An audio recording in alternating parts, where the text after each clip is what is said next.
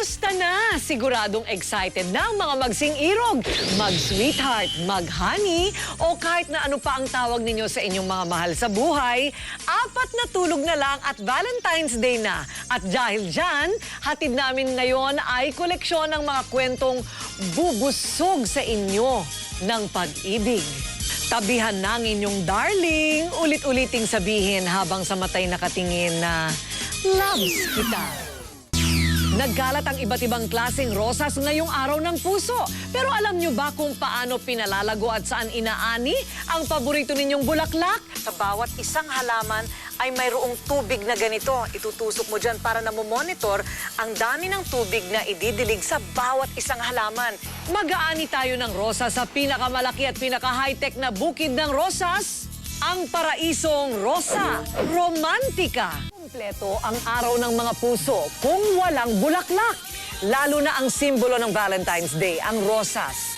At kung inakala ninyong yung binibili ninyong mga roses ay simple lang ang pagpapalago niyan, abay nagkakamali kayo dahil ngayon, high-tech na rin ang pagawaan o bukid ng mga rosas. Pula, puti, kahit na anong kulay, inani namin sa pinakamalawak na yatang rose farm dito sa Pilipinas. Hindi kayo maniniwala. Sa bukid na ito, programmed ang tubig kung gaano karami sa bawat isang halaman. Halina po kayo at pumunta sa Paraiso ng Rosa Romantica. Worldwide ang kagustuhan ng mga tao sa flowers.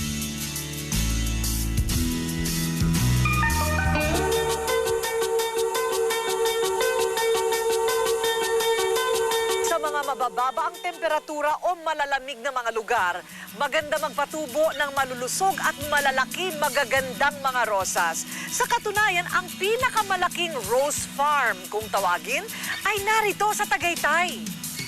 Humigit kumulang 3 ektaryang lupain ang laki ng buong taniman ng rosas dito sa Tagaytay. Mayroon itong 6 na greenhouse o bahay para sa pagpapalago ng mga halaman.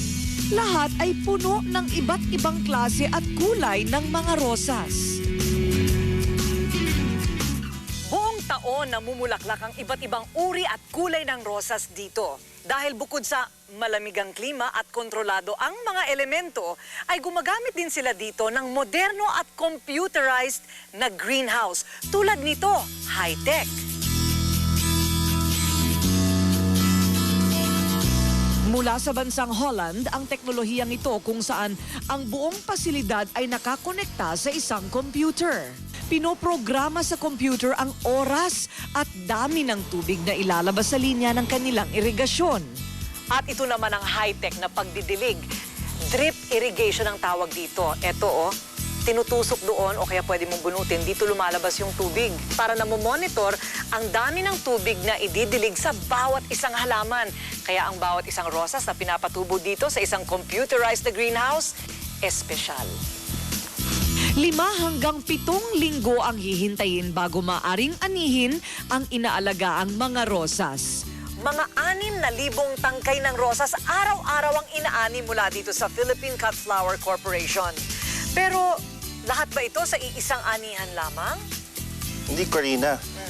3 beses sa isang araw nag-harvest. So, 2,000 bawat. Sa 3 beses. 3 beses. Oo. Titignan mo yung medyo buka na, katulad nito. Ito. Okay. So, yung kita na yung ito. Ayan. Okay. Nakadepende sa uri at kulay ng rosas ang presyo nito. Katulad ng rosas na Gloria, puting-puti ang mga talulot at mula pa sa Germany ang punla. Ang Cool Water Roses na kulay lavender. Mula sa Holland naman at binigyang lisensya ng isang brand ng cologne, ang Grand Gala. Mahaba ang tangkay na umaabot hanggang 1.5 metro at walang tinik. Lahat ng ito mabibili sa kanila mula 50 hanggang 250 piso kada piraso. Pero pagdating daw nito sa mga flower shop, mahigit pa sa triple ang halaga na pagbebenta. Kasi yung roses, ibang klaseng bulaklak yan eh. Unang-una mahirap siyang patubuin. So, very rare doon. Kaya may kamahalan siya ng kaunti. At saka maganda talaga siya. Hindi agad dinidiretso sa mga flower shop ang mga naaaning rosas. Dinadaan muna ito sa cold storage na parang freezer para hindi agad malanta. Tsaka inaayos base sa kulay. Inaalisan ng tinik at binabalutan ng plastic. Umaga ito binibiyahe para hindi mainitan at manatiling presko. Binabagsak ito sa Makati. At mula dito kinakalat sa buong Pilipinas at maging sa mga bansang Saipan at Guam. Worldwide ang kagustuhan ng mga tao sa flowers. I think ang flowers ang isa sa pinakamagandang bagay na binigay sa atin ng Diyos. Sagrado, simbolo ng pag-ibig at kagandahan. Yan ang rosas. Kaya't kung ibibigay mo ito sa minamahal o kaibigan, abay, dapat nang gagaling sa puso.